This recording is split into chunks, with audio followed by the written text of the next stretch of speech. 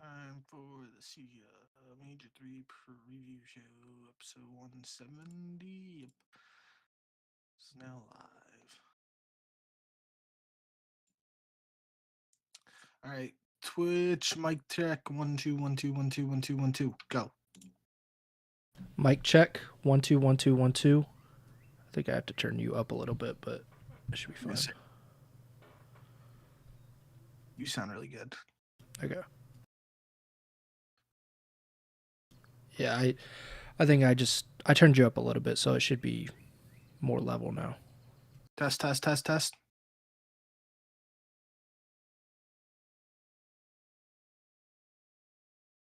Yeah, okay. I think that sounds good. Check YouTube. You sound fine. Yeah, and I sound all right. Cool. You ready to get started then? Yes, sir. Hello and welcome to episode 170 of the Ego Chall Podcast. My name is Preston Byers, and as always, I'm joined by my co-host, Justin Binkowski. And on today's episode, we are previewing CDL Major 3. The third major of the 2025 Call of Duty League season is almost upon us. And before we get to the tournament, we would like to talk about some of these matches, which Bink said on the last show he was getting fired up multiple days before the tournament was even set to begin. So we will definitely have a lot to talk about. But before we get to any of it, how are you doing, Bink? Yeah, doing all right. Like you said, I'm really excited. Since I saw that bracket, I've been looking forward to all these matches. Which, with the Ego Chall curse in there, that inevitably means something is not going to go as we anticipate. But that's the beauty of all this. So I'm ready to jump right in. The last two tournaments we've said, I think it's going to be pretty chalk. It seems pretty straightforward in the winner's bracket. And then the number one seed loses and everything gets thrown off of track. So, like you said, there's probably some kind of curse there, whether it's the Ego Chall curse or whether it is the number one seed curse. But yeah, and I should mention before we get any further, this is a day earlier. You didn't get your days mixed up. Bink texted me last night saying, hey, do you want to do it a day earlier so people have another day to kind of listen to the preview before the major? And I think that's a great idea. I think that we probably should do that for Major 4 as well.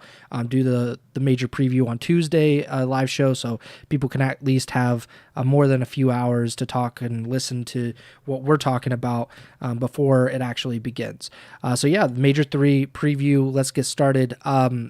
We talked about quite a bit on the last episode, but I think the match that both of us, I don't know if this is like the most exciting match, but it's certainly one of the more intriguing ones just simply because of how things have been working out lately. The Los Angeles Thieves versus the Carolina Royal Ravens. This is the 1 versus 8 matchup, and it's not necessarily, I'm not interested in it because I think that an upset could happen. Well, obviously it could happen, but I don't think it's likely by any means. And I just really want to see if Carolina is able to kind of break out of whatever spell LAT has on them. We just saw this match literally 2 days ago. I think this was the last match, I believe, on Sunday. And it was like most of the LAT Carolina matches, a complete stomp, and it was very one-sided in favor of LAT. Is this match of interest to you, or are you just kind of expecting Carolina to get dominated once again? Yeah, I think the answer is yes to both of those questions. Realistically, I think, outside of the number one seed actually being cursed this year, this should be the most lopsided match in the first round of the winners bracket here at Major 3, but I am really excited for it still, and this is part of what I was talking about last episode is I don't have the numbers in front of me for like what maps Carolina and LA Thieves have played hardpoint on in particular this year, but we went over it last episode. Like they have like 600 and something points in 6 hardpoint maps against LA Thieves this year, and I know they just played them on Hacienda, I believe, in this last match with Rex, if I remembering correctly, but um, regardless of what, outside of them having already played Thieves on every single hardpoint map, which just with the way vetoes work, I just don't think is likely. I really want to see Brian Saints try to throw a curveball in the vetoes here and just switch something up. Now, on the other hand, there, I could see, like, Slasher just being the vocal leader type of player that he is. He could be opposed to that idea in the sense of, like, if there's a map that he knows the team hasn't been playing well, or they have like an auto veto or something, I could be like Slasher, just be like, no, I don't want to do that. That's a stupid idea. Um, so obviously there's definitely some factors that go into it, but let's just say for um that I'm pretty sure they did play on Hacienda, so I'll just use Vault as an example. I believe they played on Vault already, but let's just say, like, Carolina hasn't been playing well on Vault Hardpoint, and they haven't played Thieves on it yet. Out unless Vault is literally Thieves' best map, maybe you just throw a curveball in there and try and have Vault as your hardpoint pick. But at the same time, like, like I said, there's multiple factors there, because if you're picking a map that Thieves are really good at and you're already getting stomped in hardpoint by avoiding that map, then things probably aren't going to change. But at the same time, they just, things can't get worse for Carolina in terms of how the hardpoints have been going in this series. So I will be interested to see what the vetoes look like, and if there is some sort of switcheroo there that comes into play. But um, thinking about it realistically too, there is a world where, like, if vetoes work the same way they have in the past, and the higher seed gets like the pick of first map, then Carolina's pick for map 4 might not even matter if they get 3-0'd, right? So I don't know. End of the day, I think it's just this matchup has been extremely lopsided all year, and the other element of it now with Rex is, like, I don't want him to, his first 2 CDL matches be stomps against a team that was stomping his previous team with the player that he replaced. So I really, I just hope with the way things work out, we get to see what Rex is really capable of, even if it's just beyond this series. And at the same time, when we're talking Carolina, we got to see what Gwyn is capable of, because the whole Gwinternet thing, LAN versus online performances, that's going to be another topic of conversation if he comes out in this first match and plays poorly, even though it might not necessarily be fair, because they've been getting stomped by LEDs, whether it's online or on LAN. So, yeah, I mean, for a 1-8 matchup that's, extremely one-sided so far this year, there are still multiple facets of this series that I'm extremely excited for and interested to see how it plays out. And at the end of the day, it could just be a 20-minute series that's a 3-0 for the Thieves. So going to be interesting. I do think that will be a big determining factor in Thieves' success at this tournament, because as we saw last event, they lose first round at Major 2, and they have to go on the long losers bracket run, and they make it to Sunday, but they end in 4th place. So, if you win that first winners bracket matchup, I believe you secure top 6. Maybe it's only top 8 technically, but like, it just, things are much easier if you get that first win under your belt. And with the way the landscape of the CDL has shaken out this year now, like in the previous events, let's just be honest, both, I believe Carolina played Vegas Falcons, the all Saudi team, in the first round of the loser bracket both times. That works out well for Carolina, but no matter who the team was, most teams were looking at that as essentially a free win. Now you have a new look Vegas squad. That's not the case. And if you're Thieves, you're kind of, I don't want to say it's a free win, but you're looking at this like things could not have worked out better for them in terms of how the bracket shaked out. Like, they don't have FaZe on their same side of the bracket. I know Miami and Toronto have been playing well, and Toronto did beat Thieves in these qualifiers. But if you are able to win this first match, if you're the Thieves, you set yourself up pretty nicely to make it to the winners finals if you're playing the way that Thieves team and the talent it has is capable of. And they probably felt that way at Major 2 as well. They started the number 1 seed and they just overlooked Boston, or Boston is a bad matchup or whatever the case may be, but it turned out to be a pretty disappointing result for them. They lose to Boston. I think they get top 6, I believe, at Major 2, if I'm not mistaken. But yeah, if Carolina can pull this win off, even if they lose the rest of their matches, I believe that would get them a top 6 finish. That would certainly go a long way as to what I was talking about on the last episode, that if Boston has a pretty good, if they win their first match and they get top 6, that helps them get further and further closer to the Carolina Royal Ravens in 5th place in the CDL standings. So it is very important that Carolina wins at least one match, I believe, at Major 3. It just does not seem likely against LAT to do that in the first round. While you were talking, I was looking up the stats. So 6-0 in hard point for LAT against Carolina. Their only one loss, map loss, is red card S&D. And so they're 4-1 in S&D, 5-0 in control.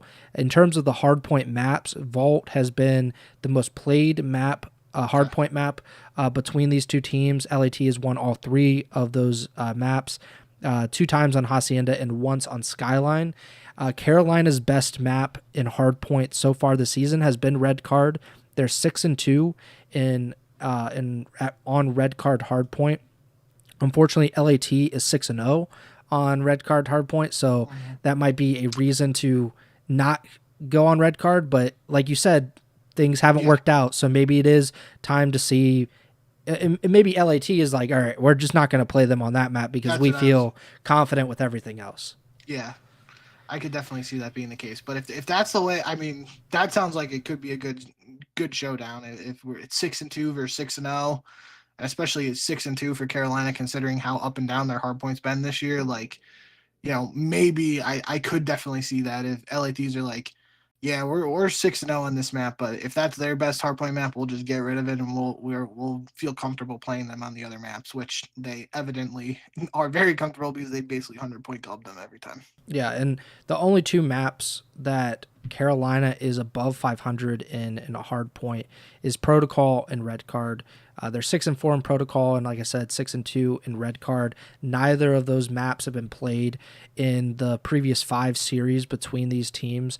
And that might just, again, be LAT saying, hey, like, we're not, like, we probably can beat them. Like, we probably believe that we can beat them in these maps, but why would we give them maps that they're even remotely comfortable on? And so they played a lot of Hacienda, a lot of Vault in these series. So, I think the veto process will be very interesting. And I think we can probably tell a lot about how that series will go depending on the maps that get picked. So we might know, half an hour before, like, okay, like this is going to be a real tough series for Carolina, which I think regardless of any map, I think if LAT could probably pick their worst maps, and they probably are going to make it tough on them. But yeah, I'm going to go with LAT. I'm assuming that you're going to go with LAT as well.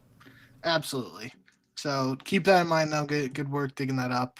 If we see a red card hard point or a protocol hard point in this series, it most likely means that at least one of the coaching staffs, but most likely Carolina is trying something different here in that series. So keep an eye out for that to kick off Major 3. Next match, we're just going to go down the winners bracket.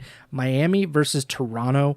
Miami has been kind of the darling of the Major 3 qualifiers. Like, you could say the Boston Breach, but Miami beat FaZe. They beat Optic. They looked like they might even get the number 1 seed, and of course they did tie for first place, but they end up getting into that 4-5 slot. Toronto, on the other hand, was the team to beat Miami, I believe, in these qualifiers. So we're going to get another instant rematch since they just played a week ago. How do you think this goes? Is it just a repeat of what we saw less than a week ago with Toronto beating Miami? I went with Miami for our pick last time in these qualifiers. I'm leaning towards Toronto. now just with, we know what the team's done on land this year and what they're capable of, and it seems like Toronto's playing pretty well at the same time. Same thing with Miami, but at the same time, we haven't seen super on land yet. So that's just going to be something we have to keep an eye on here with this Miami team. But this is definitely, I said it at some points during the last couple weeks now for the online qualifiers. I've been really impressed with this Miami team since Super joined the team on a full-time basis for these qualifiers. I think they look like a totally different team. They've been really competitive in hard point and the search. Super in particular has been just a massive upgrade in the search for this team. So the last time we saw these two teams play, that was the one map that Miami won, was a 6-5 in the search. So obviously that could have gone the other way. But the hard points, it was 250 to 240 for Toronto on vault and 250 to 190 on protocol. So the worst hard point there is a 60-point loss. So still two really close maps. And I'm excited to see how this plays out. It was medals, I believe. They were the first match last week on Friday, and then Miami played Minnesota. So I think after the Minnesota match, Metals did a post game interview with the CDL broadcast and said that he really wants a rematch with this Toronto team, and that's how it ends up working out. So maybe the Miami boys are fired up. They got a little bit of you could argue maybe the Major One crowd was more of a home crowd buff for them than this event, but it's still kind of a it's at least a Florida adjacent buff for them, maybe with the home crowd. So maybe they'll have the support there. And but I think obviously the matchup that most people are going to be looking at here, at least in my eyes, is Joe DeCease versus Real. If either of them are playing at 99 kids level for each of them on their own individual basis, we've seen Joe DeCease drop 40 plus kills multiple times in hardpoint this year. We've seen Real go to that Super Saiyan level that I like to say, where he's obviously had some high kill games, but he's all over the place, and he has a lot of games, I feel like, where even if he's not dropping the most kills necessarily, like if Renkor's dropping 35, Real will be right behind him, but Renkor will be like 35 and 20 something, and Real will be like 34 and 33. So he's all over the place, and he's setting the pace for the team, and he's getting a lot of engagement. So the stat lines might look a little different for what you would consider like a superstar performance for both of these guys, but I think that's the matchup that I'm excited to see how it shakes out, and that could be a determining factor. If Joe DeCease comes out, is absolutely frying, I could see that being the catalyst for Toronto winning. And at the same time, if Real is able to take things to that next level that we know he's capable of, that could be Miami's recipe for success. And especially just the way the AR duo on Miami has been playing since it's been Super and Renkor. Like if they are playing at the level we've seen online, and then Real kicks things up a little bit, Miami's a really dangerous team in this tournament. So I'm going to go with Toronto for my pick here, but I'm really excited to see how this match plays out too. It's just a really evenly matched two teams. If you look at how Miami has performed with Super in the lineup in these qualifiers, at least, they're 6-0 in search, and they're just about 500 in the respawn. So they're really letting that search kind of carry them through. And Toronto is kind of in a similar way. They're a little bit above 500 in hardpoint and control so far this season, and they're well over 500 in S&D. They're one of the top S&D teams consistently. So granted, we didn't get to see how a map 5 would go for these two teams last time, but like you said, if Miami, really they kind of let up on that first hard point. They were, I think, up by 35, 40 points, and then Toronto basically full 60s them, and they scored like 60 points, and Miami scored like 9 the rest of the way. So there is kind of a chance that we could see a game 5, and with how great Miami has been in the searches so far, I think that would be very interesting. But yeah, I'm probably going to go Toronto just because of that respawn advantage. Maybe Miami will look different on land, or Super in particular might look different. And Miami has performed. I believe they got third in that major one. So we've seen them in the past be able to kind of pick it up a level when they get to these land tournaments. But at the same point, Toronto has also looked pretty good. They looked very good at major 2. And generally, I would just say they have an advantage. I guess we just haven't really seen enough of Miami to kind of say that they're definitively going to be better than really a lot of these top teams. So I'm going to go with the Ultra, but I think this is a very intriguing matchup, and it really might come down to a game 5, maybe even a round 11 like it did the first time they played this week. Next up, we got Atlanta versus Vancouver. Actually, I probably should talk about Optic versus Boston first. I was going down the bracket. So Optic versus Boston, a matchup I was really not expecting to talk about in this way, because before the season, Optic was a world championship contender, definitely the top team coming into the season. Boston, of course, was the very last place team coming into the year. And then we immediately saw in that first match of the season, Boston beat Optic, and I think that was kind of a precursor, or like maybe a hint as to what was going to happen the rest of this season, because Optic has been struggling mightily. They made multiple roster changes at this point, and now are still on the brink of not making champs. They do not have like a very easy path to making champs with how this season has gone. Boston, I wouldn't say they don't have an easy path, but Boston is in 6th place, and they have a path to 5th place if they continue to perform as they did in these major 3 qualifiers. I don't know which way to go on this, because I am a Boston believer. I have been for most of this season. That being said, they have not performed very well at LAN events. Of course, they did beat LAT in round 1 of the winners bracket in Major 2, and then they played some really tough teams, and they lost their next 2 matches and were eliminated with the top 6 finish. Optic has also not performed well on LAN so far this season. They have just been that's been the biggest disappointment. Like even though they did have those really bad qualifiers, like if they were able to make it up on LAN, I think there would be a lot less criticism, and that just has not been the case so far this season. So where are you leaning between Optic and Boston?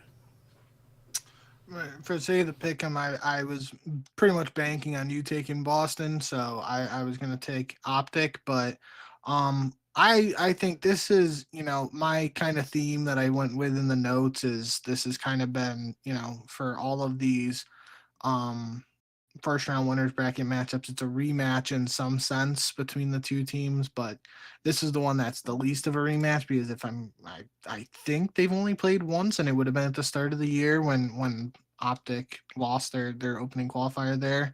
And obviously that was the first match of the season for them, and that's when they had Pred on the team, and then the whole Pred situation happens then the first time where he gets replaced by Hook. So very different roster for Optic playing Boston this time around, but at the same time, I did see a clip from Scump, like kind of previewing the bracket a little bit, and I believe according to him that Boston reverse swept Vegas to end the qualifiers, and because of the map count and the way Optic lost a phase, Scump asked his chat if Boston didn't win that, pull off that reverse sweep over Vegas, and Vegas beat Boston, Optic might not have been in winners bracket. So Scump was kind of like, wow, thanks Boston for getting us into winners bracket. Now we got to beat you.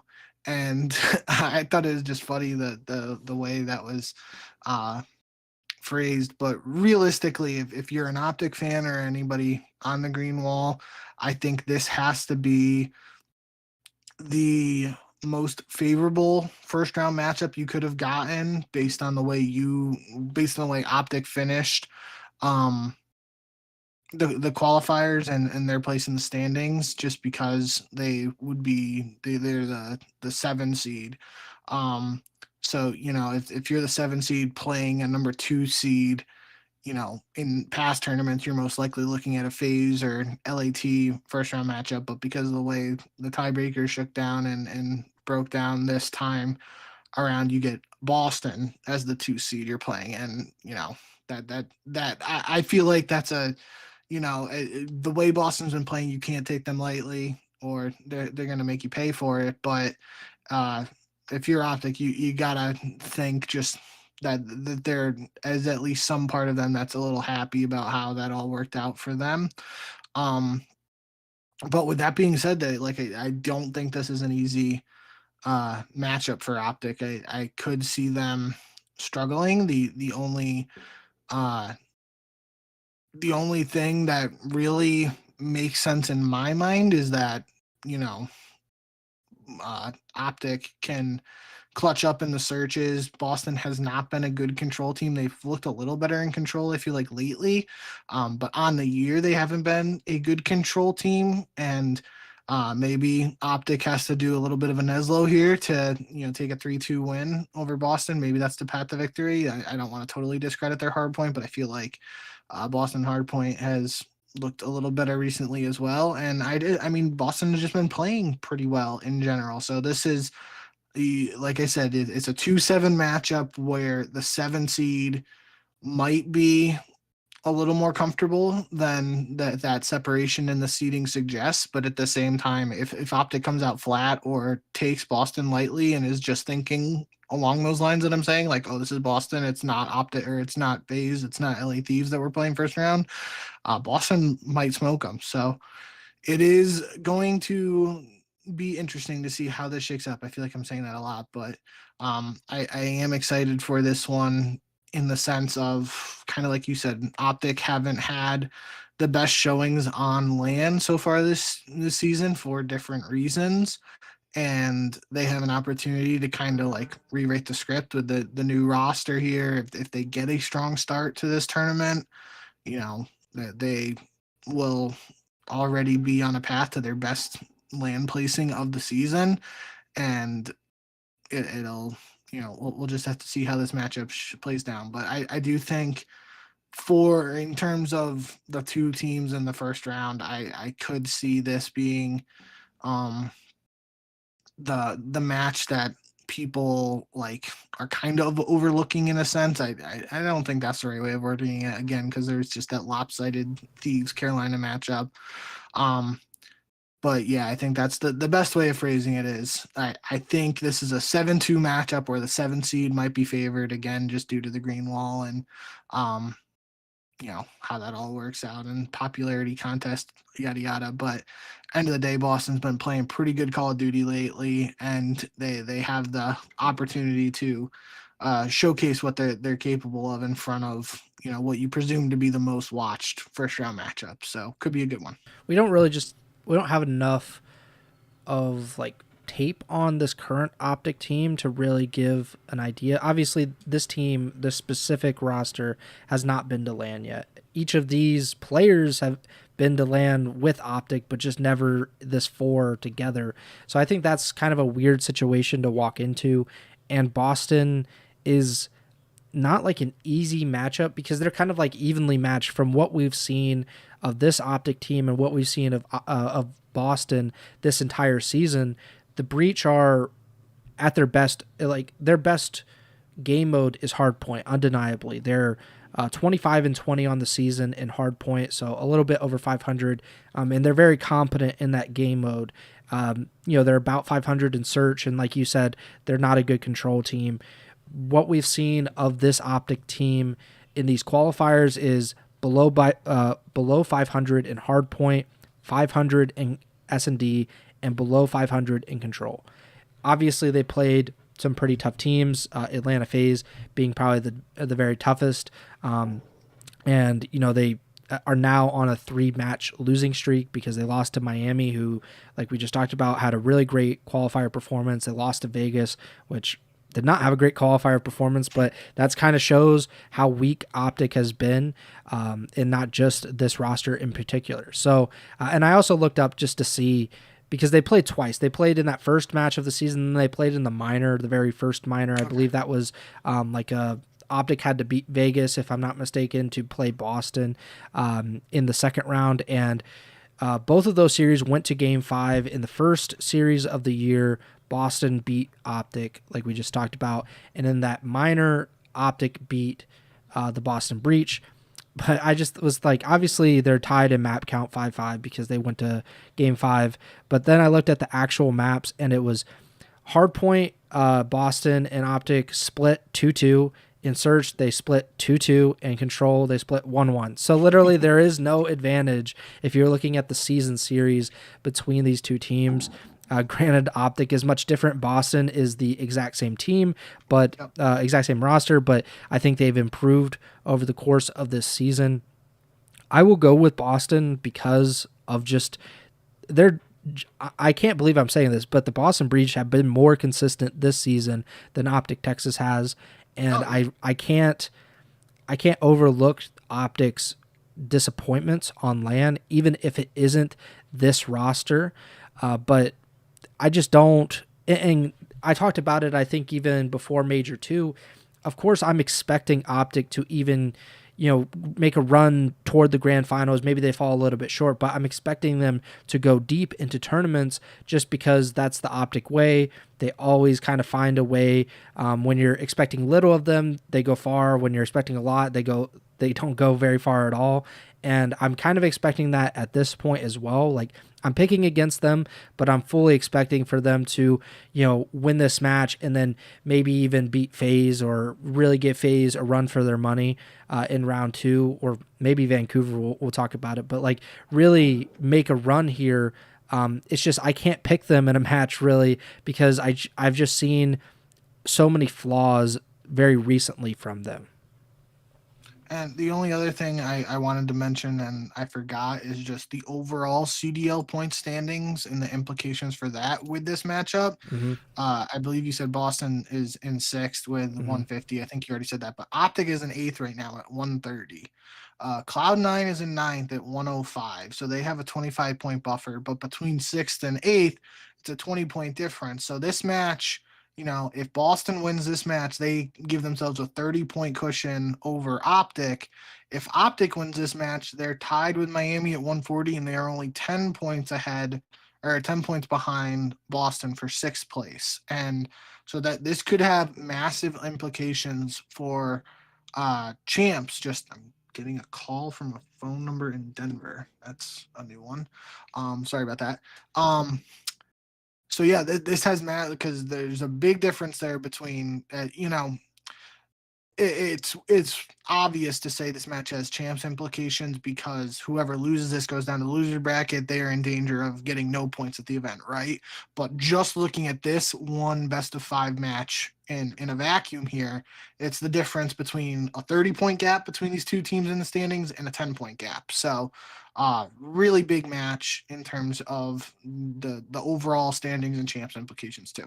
Yeah, like if you get 12th or 9th through 12th, you get 0 CDL points in the majors. If you get top 6, you get 30. And that's huge. That can't be overstated, especially this late in the season. There are only 5 qualifying matches in the Major 4 qualifiers, so there's only 50 points total between those. And then obviously with the Major 4, you have the chance to get a lot more points, but again, you could run, like even say Optic gets 3rd or 4th in the qualifiers, in the Major 4 qualifiers, they very well could play Atlanta FaZe, they could play Vancouver Surge or Toronto Ultra. They could play some of these very tough teams. Like look at this, like in the Major 3 qualifiers, Vancouver gets 3rd. What is their reward for getting 3rd? It's playing Atlanta FaZe in the first round of Major 3. So Optic could be in that, Boston could be in that, and if that's the case, there's a pretty good chance that they could not make champs, because if Boston continues to improve, C9 feels like they're on the verge of a breakout performance at a lot of these majors. Like they could make a run to 4th or 5th place. So it is kind of it's a really big match. It's not going to, I don't think garner the same attention as like if this was in Major 4. I think a lot more people will be paying attention because, there's no other opportunities after that. But this could ultimately be a deciding factor in where they're seated, or if one of these teams doesn't even make champs at all, which is pretty crazy to think about when you're talking about the Boston Breach and Optic Texas, the defending world champions. And then in the final match of the winners bracket, we have Atlanta FaZe versus the Vancouver Surge. This is probably the most exciting matchup just based on what we've seen of these two teams against each other. We talked about with Carolina and LAT. That's more like, can Carolina break out of that slump they're essentially in with LAT? Toronto, Miami, it's kind of a test of whether Miami is really that good, if they can kind of make a run. With Atlanta and Vancouver, it's like these are two of the top 3 teams in the league, maybe 4 if you're really high on Toronto. But otherwise, these are 2 championship contenders playing each other in the first round of Major 3. And we've seen these 2 teams play pretty recently. Vancouver beat them twice in that Major 2 cycle. They beat them in the first match of the Major 2 qualifiers, then in Minor 2, and Atlanta has kind of gotten back at them since then. And Atlanta, of course, won Major 2. They've won Major 1 as well. They're trying to go for a 3-peat, or I guess it'd be a 4-peat, the conversation that we had after Major 2. But 4 tournament wins in a row on the line for Atlanta FaZe. And Vancouver, I don't think the hype is nearly as high as it was right out of the gates with Neptune, but they've been really consistent, honestly, like a lot better than I thought they would be, 7-8 weeks after the roster change. Which way do you think this one goes? Of course, we've been FaZe diehards essentially when it comes to the pick'em. Like, we really rely on them to kind of pick it up. But this is certainly one of their hardest first round matches that I can think of in a really long time. Yeah, that's what I gotta go with FaZe, but this is I guess you could say it's I'm just gonna scrap that and start over. The way I'm thinking about this matchup is not necessarily like the way the last couple showdowns between them have gone. But just looking at the 2 teams, I think Vancouver is might be a little tough to say they're undisputed a top 3 team at this point, just because we had 5 teams go 4-1 in these most recent qualifiers. So how much recency bias plays into that, and obviously FaZe wasn't one of the teams to go 4-1. So people might debate that, but regardless, Vancouver, since the addition of Neptune, have been one of the top teams in the league. They showed at Major 2 that their success in the Major 2 qualifiers and Minor 2 wasn't a fluke, and they are here. They're the real deal, and they're here to stay. That being said, they are a really good hardpoint team, and FaZe have not been playing well in hardpoint recently. We went through that last episode, and you did a little mini video on it on the YouTube channel, and we went through the CDL did a graphic on a BZ's stats, which haven't looked good in the Major 3 qualifiers and hardpoint in particular.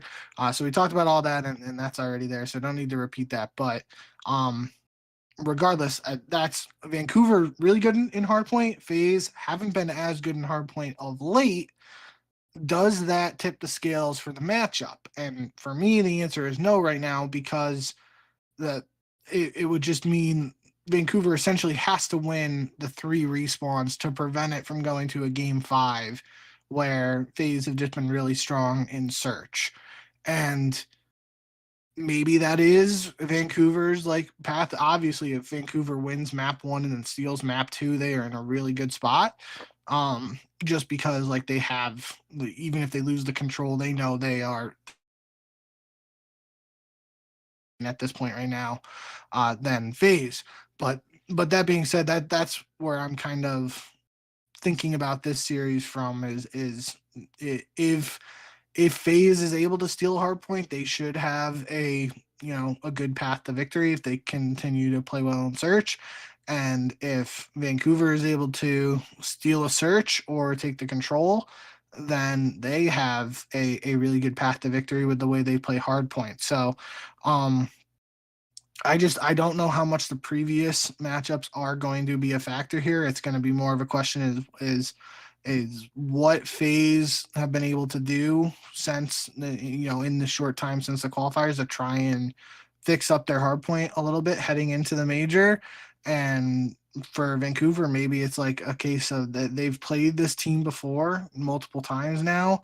What have they learned from those matchups in order to try and like flip the script and maybe a search and take something away there? I don't know.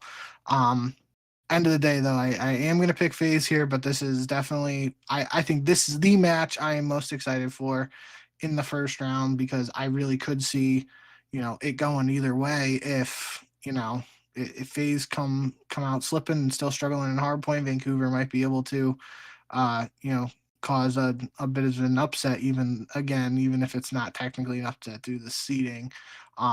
But yeah, like you said, FaZe playing for the 4P, that's something that, I definitely don't think it's happened in the CDL era, and it might not have happened at all, like since maybe AW with Optic. I don't even know if Optic did win 4 because they were they were obviously playing pretty well, but they had a lot of matchups with the FaZe team towards the end of that AW season, and FaZe did win a couple titles then. So I don't even know. Like maybe the last time a team won 4 straight events was like Cole, EG, and Ghosts, or maybe even for Rico and Black Ops 4. So this is FaZe are going for a pretty substantial accomplishment here, especially with all of the talk over the previous years of them getting to grand finals and not getting the job done. Like if they're able to lift another trophy at this event, it's a pretty insane accomplishment. I think I said it on maybe the last episode or 2 episodes ago, but FaZe has been pretty much unstoppable in search when they get to LAN. I think they've won all but like 1 or 2 maps so far this season, and that's a lot of maps considering they went to a Game 7 and a Grand Finals in Major 1. They obviously went to the Grand Finals in Major 2. And that's been kind of the biggest difference between these two teams, at least in the... Like, I guess you're looking at the online portion. Obviously, we saw these two teams play twice online before Major 2. And then we saw these two teams play twice on LAN at Major 2. And the difference was search. In the online matches, Vancouver won 3-0. They won all 3 of those search maps. And then on LAN, FaZe won all 3 of their search maps. So that was the biggest gap between the two teams. They were 2-2. They split the hard points, both online and on LAN. And then FaZe won both of the controls on LAN, and they were 1-1 online. So not a huge difference in the controls. But like you said, Vancouver has been an excellent hardpoint team. That's by far their biggest strength. That's their key to victory, pretty much against any team. And if FaZe does come out slow, like they have been for a lot of these qualifier series, that's a really concerning thing. And that's actually, I think that's the video for today or for tomorrow. I think I scheduled a video about FaZe and like their struggles. I believe that's for tomorrow, but it'll be. That's when I went live, I think. Okay, yeah. So there's a lot to break down there, and if you really want to kind of go back and listen to it, I would recommend either listening to the full podcast that we did on Sunday or listening to that video in particular, because I don't know if it is something to actually be concerned about with FaZe. It certainly seems like it, but then they go to LAN and they perform better than they did online, and usually a lot better. So I guess we'll see what happens there. I will go with FaZe like you. I think it's hard to pick against a team that's won both of the majors already, that the last time we saw them at LAN, they beat this team in 2 series. I believe it was 3-2 in the winners finals and then 4-0 in the grand finals. So obviously there's that advantage. And it's hard to pick against a team like that. I would like to try to look up to see what they've, like if they are kind of making history by winning 4 events in a row, and certainly how big some of these events have been. Obviously, the majors are like the only big tournaments that happen during the season until champs, and then Esports World Cup is one of the biggest events in terms of prize money that we've seen in the CDL era, especially. So yeah, I would like to look that up. Yeah, but this is a really big series, and this could help Vancouver kind of move up the standings as well. You know, it's not nearly as important as that Boston Optic series because those teams are really just trying to make it to champs, and that's very much in the air. But with Vancouver, they can improve their seeding, and that could go a long way. Right now they're in 5th, but they're not very far away from 4th. Toronto does not have an easy series, it seems like, to start Major 3. I don't see them kind of breaking in to the second place or first place. I don't think they're going to catch FaZe or LAT at this point, but they're certainly they have a shot to really break in to that top 3 or 4 with a good performance at Major 3. And I do think too, just in terms of looking at the bracket overall, I think FaZe's situation is a little bit of the reverse of LA Thieves in the sense of LA Thieves have a really favorable first round matchup. Then if they get to that second round winners bracket, they play either Miami or Toronto. That's a little bit of a harder matchup. If FaZe versus Vancouver is definitely a very hard first round matchup on paper, but if FaZe beat Vancouver, they play Boston. They have had Boston's number all year, and they've looked pretty strong. Obviously, this past match against Optic was pretty close in some of the individual maps, but they've played pretty well against Optic too. So FaZe have to be looking at that second round matchup and saying like that's a little bit more favorable than their first round draw, whereas Thieves, they get past Carolina, they are looking at a little bit of a harder matchup, especially if Toronto beats Miami. Toronto just beat Thieves. Like, they can't overlook that. At the same time, though, too, like, if Vancouver beats FaZe, I think I would favor Vancouver over Boston or Optic, no matter who wins that one. And then we're looking at a situation where Vancouver is possibly has a pretty strong likelihood of making it to the winners final. So, obviously, that's just looking at the bracket from a very black and white perspective, but definitely some interesting matchups ahead nonetheless. I didn't go back to AW, but Optic did win 4 events in a row of varying degrees of importance, I will admit, in Black Ops 3. So this was back in 2016. They won the Stage 1 playoffs of the CWL, and then they won the Crown Melbourne Invitational, and then they won ESWC, and then MLG Anaheim. So, I mean, even if you don't count Crown, probably, which, ESWC had the least amount of money, which used to be very important. So I don't know if you want to discard one of them, but I do think that would probably count. But like even then, that's 9 years since that happened. I would imagine that they're probably the last team to have done that. I can't think of anybody that would have done it in IW because Optic won 2 events in a row, and they got second at Atlanta and then won 2 in a row. So they were very close to a three-peat on the CWL Open events. But other than that, I can't really think of anybody that would have done that.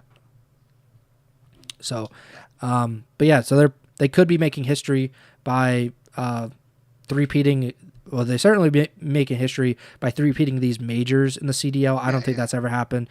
And 4 in a row would be about the limit, I would imagine, or very close to it in all of COD esports, especially LAN events, because LAN events were kind of few and far between before like 2015 or 2014, 13.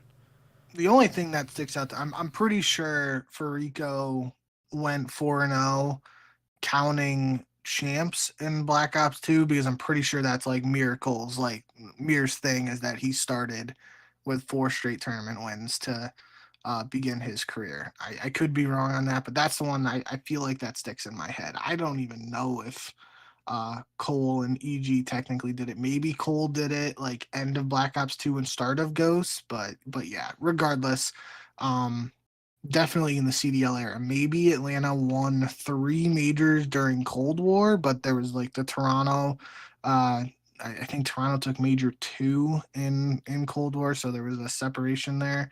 But either way, yeah, we're looking at FaZe. FaZe has an opportunity to do something historic, no matter how you look at it. All right, so Cole probably has the record, I would imagine. So I just looked it up.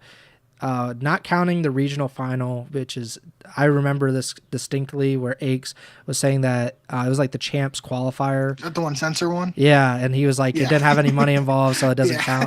count. So if you don't count that one, they won 1, 2, 3, 4, 5, 6, 7, 8 events in a row between Black Ops 2 and Ghosts, ranging from Gfinity 2 in October 2013 all the way to UGC Niagara, which I believe was the broken or the cut hand event, wasn't that not? No, that was the first event of AW. That was Columbus Yeah. AW.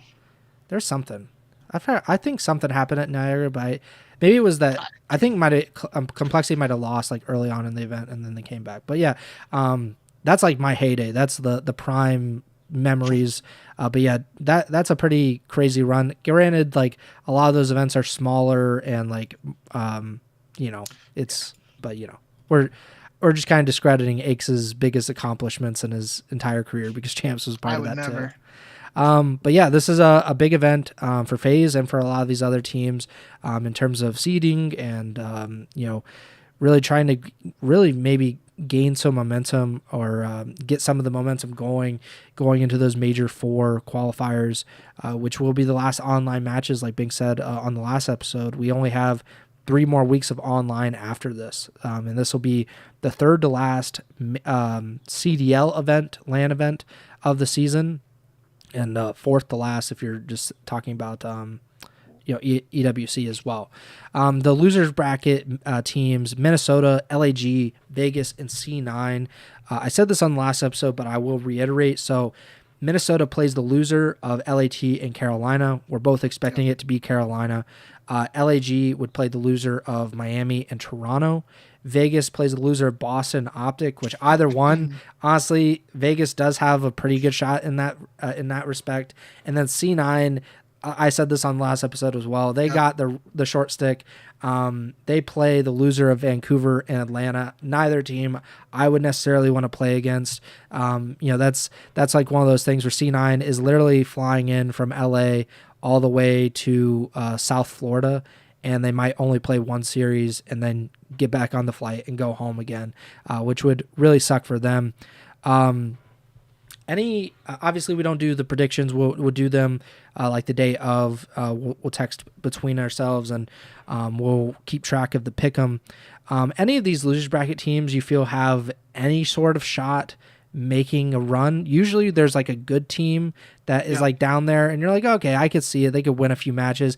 This seems like kind of the bottom 4 definitively at the moment, even with some of the Vegas stuff being like, I guess you could throw Optic in there at points and say like Optic might be one of these bottom 4 teams, especially because Vegas just beat them. But any shot for any of these 4 teams to get to like top 6, top 4? Oh, I don't know about that, but I think in terms of the first round of the losers bracket, I think you hit the nail on the head with how I would describe it. I definitely think Cloud9 got the most unlucky draw in this losers bracket, so I don't expect them to advance beyond that. Unless, like, if Vancouver or FaZe somehow get like 3-0 smoked in their first round match and they just lose full, completely tilted, like that's got to be like Cloud9, what Cloud9 hopes for, and then they catch a team that's like down on themselves or a little frustrated. Like maybe that's Cloud9's path to victory there. If we look at LAG, I think the way Miami and Toronto have been playing recently, either team that drops down there should be able to take care of business against LAG. So not expecting them to do much. Minnesota is interesting, assuming Carolina drops down and plays them. I believe Carolina just beat them in a game 5 round 11, which has been Minnesota's thing since Kenny joined the roster in these qualifiers. At the same time, that is a little bit of another quote unquote, not necessarily a revenge match, but like the whole thing around Carolina potentially signing Kenny, and then Kenny doesn't go there. He goes to Minnesota instead. So if it is Carolina versus Minnesota, I think that's an interesting matchup. I'd still, I am high on this Minnesota team. So I do think if it's Minnesota versus Carolina, they have a shot to go on a bit of a run after that, but it's still, it'd be tough. I think the team, which I can't believe I'm about to say this, and I wouldn't have said this at the other events. The team I'm looking at in this first round of the loser bracket is Vegas Falcons, Yep. and it's really just because of whichever team drops down, it's a rematch for them. If Boston loses to Optic, then we just saw Boston reverse sweep Vegas. So Vegas is going to want to, try and get revenge there. And then if Optic lose and drop down, Vegas is their only win so far is against Optic. And could you imagine Optic losing in the online qualifiers to Vegas and Pred, and then Pred gets to do it again on land to Optic and give Optic a top 12 finish? Like, that would be just bonkers scene. So that matchup, whichever team drops down there, that I have that one circled as the one matchup I'm most looking forward to in the losers bracket. At the same time, though, with even if let's just say Vegas beats either Boston or Optic, they most likely then have to play Vancouver or FaZe, whoever beat C9, and I don't favor Vegas in either of those matchups. So most likely, I guess, in terms of the first round, I'm really looking forward to whoever Vegas ends up playing. But Minnesota is the team I would have to go for in terms of potentially going on a loser bracket run, just because if Minnesota beats Carolina, then they're most likely playing the loser of Toronto, Miami. And although I think Toronto, Miami is better than Minnesota at this point, I think that's a little bit like closer in terms of potentially causing something to happen. As opposed to like Vegas versus Vancouver or Atlanta, where I just like there's no really I don't see Vegas beating either of those two teams, but Minnesota I could potentially see them causing some damage against Miami or Toronto, depending on the form of the teams in a given day. Yeah, that's probably how I would look at it as well. Like Vegas is the most likely to actually get out of round one, but I mean, to make a run, I think it's probably just Minnesota, like you said, just a slightly easier matchup. Like if Toronto drops down, then it's like, oh crap, you guys are gonna have like a really hard time here. Yeah. But yeah, I don't think I can pick against FaZe or Vancouver in the losers bracket, even though FaZe did look relatively vulnerable against Vegas in the major 3 qualifiers. It's just kind of pretty hard, especially on land with how FaZe is played. So yeah, there probably no losers bracket runs going, at least from these 4 teams. Maybe one of the teams that drops down, especially if LAT, for example, loses to Carolina, then it's like, all right, they might actually make a run through this whole thing. Who are you picking to win this tournament? You go first, because I said last episode what I said, so ignore what I said last episode and pick, and then I'll pick based on who you pick. I'm going with FaZe because I haven't seen them lose on land so far this season. But yeah, it's like I think I might have picked LAT twice, or You did. yeah, And I picked FaZe twice. Yeah, so obviously it's been not going so well for me in that regard. So I will probably pick FaZe, and then they will eventually lose. So I'm gonna go with FaZe, but it's like there aren't a lot, or I guess there are a lot of wrong answers, but between these two teams, there's not a wrong answer. And even if you wanted to say, hey, Vancouver, they have a real good shot, I wouldn't argue against that. So I think if you picked one of those top 3 teams, then it could, reasonably, it's a reasonable pick, I would say. Yeah. So I said it last episode, and if you picked Thieves here, I was going to go with FaZe. I've gone with FaZe all season, so we got a little bit of a role reversal. But I got to go with Thieves at this point. I just think they look like the best team right now, and obviously you could have said that heading into Major 2 based on the way Thieves played in the Major 2 qualifiers online and at Minor 2 too. And obviously that didn't work out for Thieves, but I think right now they really are a dangerous team, and it's getting to that point with just I said it at the beginning of the season when this quote unquote super team was formed, like the bar was set at multiple titles, or titles plural, for this LA Thieves team. And so far, obviously 2 majors, FaZe have won both, so they don't have any titles unless you count the minor. No. And at the end of the day, so the clock is ticking on this Thieves team to get multiple titles this year. And I think this is got to be one of their best shots just based on how they've been playing and, like the way that the two-time, well, back-to-back champs of this year on Black Ops 6, the way they've looked in Hardpoint recently, I feel like it's like the most vulnerable, but at the same time, again, you look at Thieves or FaZe's Search, and that was their recipe for success against Thieves when they faced off at Major 1. So you can't even if Thieves just dominate the hard points, like they got to do something in the searches to eventually get over the hump and beat FaZe. So I think end of the day, I'm picking Thieves as my winner, but I said it last event preview show too. I really just want to see FaZe and LA Thieves go head to head, square off again, and hopefully we get to see it twice. Last event we didn't get to see it at all, and we did get to see two really good showdowns between Vancouver and FaZe. But yeah, right now I just think Thieves look really strong. I do think, looking again at the way the bracket shakes out, Thieves have in the top half of the winners bracket, Thieves have the most favorable first round winners bracket matchup, a harder winners bracket round 2 matchup, regardless of whether it's Miami or Toronto.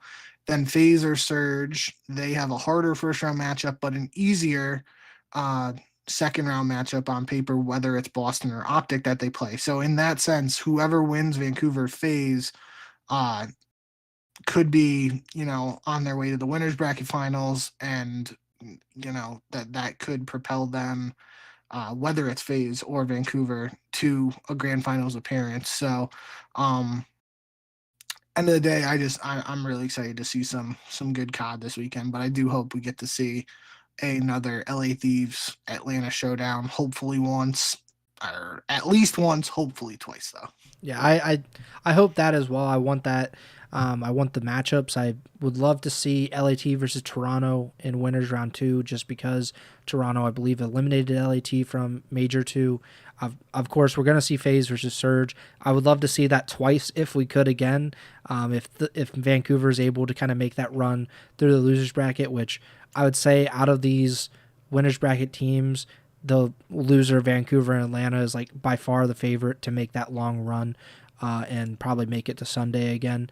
But yeah, it's like I said, there's no wrong picks between Vancouver, LAT, and Atlanta. If you wanted to go with Toronto, I would okay, but I think they're more of a stretch than any of those other three. But even Toronto's still got a really good shot. They've looked a lot better as of late, kind of maybe rounding into form, and this is a pretty good time to do so. But yeah, if FaZe wins, it's kind of a historic win. If Thieves win, then we finally have seen this roster kind of rise to the mountaintop like we expected them to. If Vancouver wins, then get your Neptune MVP ballots in, because we're cooking for that. Because that would be one of the most insane things to happen, honestly, for him to get picked up after Major 1 and then lead this team, who I think they finished top 12 at Major 1, lead them to a championship at Major 3. So a lot of storylines going into this. Obviously, we've talked about the seeding implications. So please enjoy Major 3 if you're going or just watching online.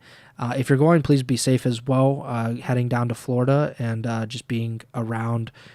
Please hand sanitize. I believe everybody gets sick anytime they go to one of these events. So please don't get the cod flu, and please wash your hands, I guess. And yeah, we'll be back on Sunday to talk about all of the matches. Again, the reminder of the pick'em, we're both 112 and 60 tied going into the event. I'm sure that would not be the case coming out of the event, but we will be back Sunday night to talk about the matches.